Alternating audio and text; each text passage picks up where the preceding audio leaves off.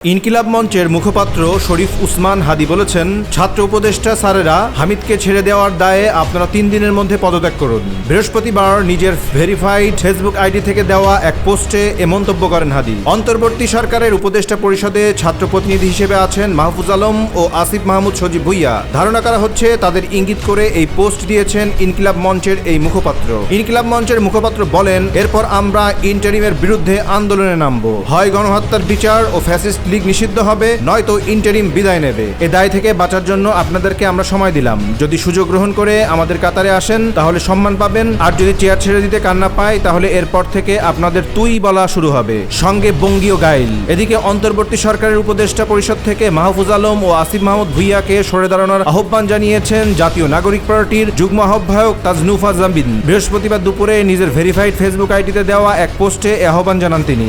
গত বছরের 5 আগস্ট ছাত্র জনতার গণ অভ্যুত্থানে আওয়ামী লীগ সরকারের পতনের পর থেকে আত্মগোপনে রয়েছে দলটির নেতাকর্মীরা। অনেকে ইতিমধ্যে দেশ ছাড়লেও এতদিন দেশেই ছিলেন আওয়ামী লীগ সরকারের আমলের সাবেক রাষ্ট্রপতি আব্দুল হামিদ। বুধবার দিবাগত রাত 3:05 তিনি শাহজালাল আন্তর্জাতিক বিমানবন্দর থেকে থাইল্যান্ডের উদ্দেশ্যে রওনা দেন। ডেস্ক রিপোর্ট, দৈনিক রানার।